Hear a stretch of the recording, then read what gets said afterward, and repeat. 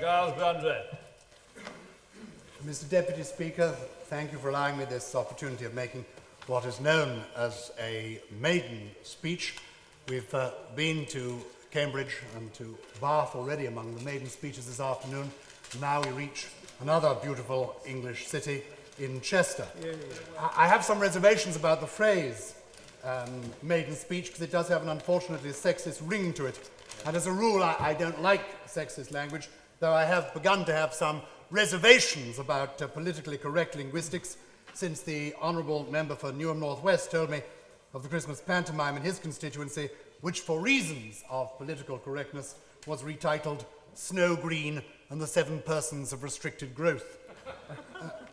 We new members, Mr. Deputy Speaker, are very anxious on these occasions and in these early days to do the right thing. As they all say, and it is true, it is very much like arriving at a new school, Westminster High, the political academy for students of somewhat mixed abilities, where there doesn't appear to be a formal prospectus, but where happily the Right Honourable Member for Shropshire North has published an admirable guide to the culture of the place, and the Honourable Member for Aldershot has published an equally fascinating guide to the subculture.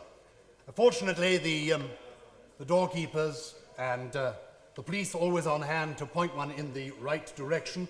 I've not yet found my way to either the hairdressers or the rifle range, but doubtless my friend, the Honourable Member for Derbyshire South, will sort me out in due course.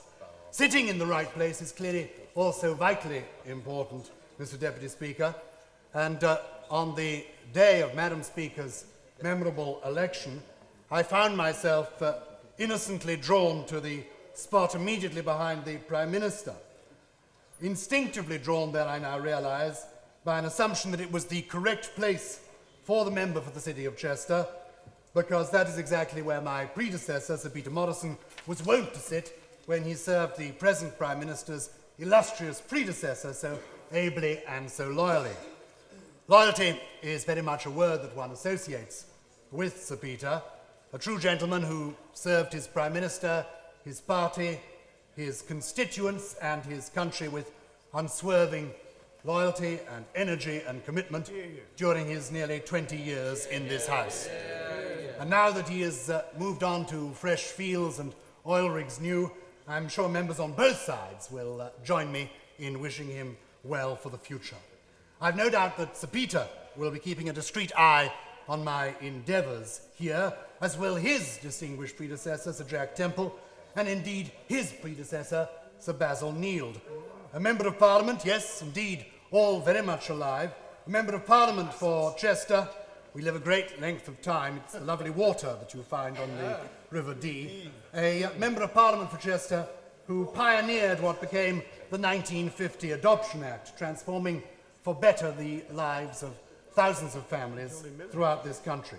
And on the day when we are invited to enter the ballot for private members' bills, a timely reminder to us newcomers of what a backbencher can achieve.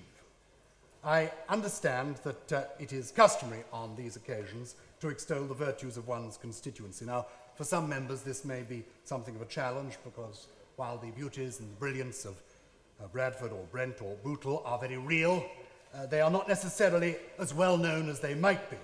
For the fortunate members of the City of Chester, it is different.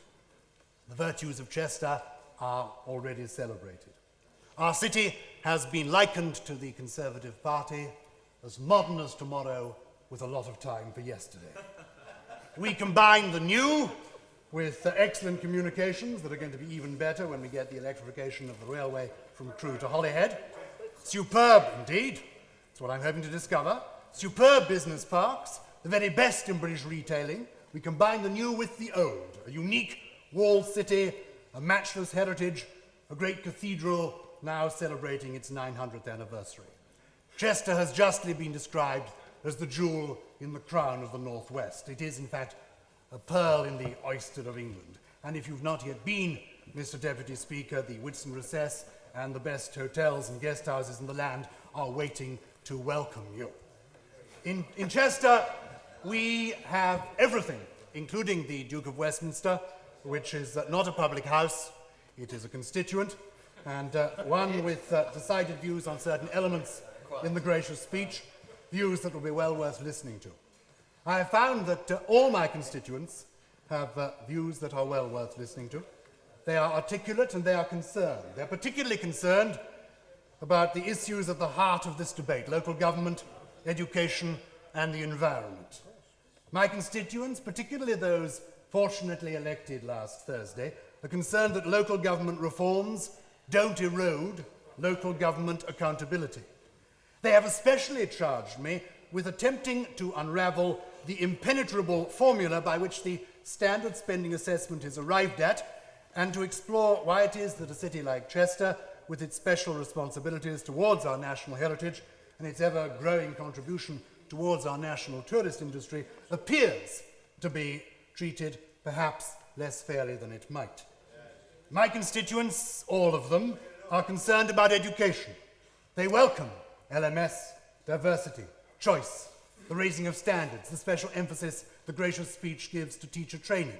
They recognise the need for reform, but they also recognise the additional burdens that reforms have laid upon governors and teachers alike. In Chester, we are proud of our schools and colleges, and pleased that no sooner had my right honourable friend, the new Secretary of State for Education, hit his desk for the first time than he took the decision to save a threatened nursery school in Chester, sending out a clear signal that this government recognises that the needs of the child and the voice of the parent are paramount, and that nursery education and nursery schools, as well as nursery units, have an increasingly important part to play in the educational life of our country. My constituents, all of them, are concerned about the environment. They welcome the priority given to the environment in the gracious speech. They welcome the Prime Minister's initiative in being the first leader to commit himself to attending the Earth Summit in Rio. They salute the government in securing the doubling of greenbelt land over the past decade, and for recently supporting the green belt around Chester, not as an inflexible straitjacket, but as a protective girdle that helps us to secure the unique nature of our city and encourages urban renewal rather than urban sprawl. I particularly welcome the fact that the gracious speech specifically underlines that environmental consequences are to be considered in every element of government decision-making. And where decisions are finely balanced, and often they will be, I sense that my constituents will want to see the environment being given the benefit of the doubt. As members will discover in the months and years ahead, my constituents have a great deal to say, and that is why they welcome a listening government, not a government that pays lip service to the notion of listening and then carries on regardless, but a vital, thoughtful, progressive government that regards listening carefully, not as a weakness, but as one of its greatest strengths. Seamus Mallon.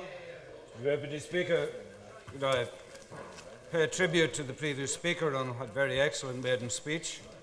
It was delivered with great charm and great eloquence.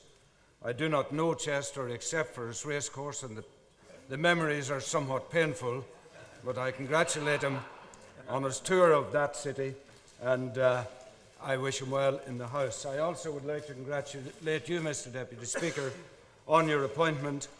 For the previous 4 years running, I spoke after you in the Queen's speech, not to be this year.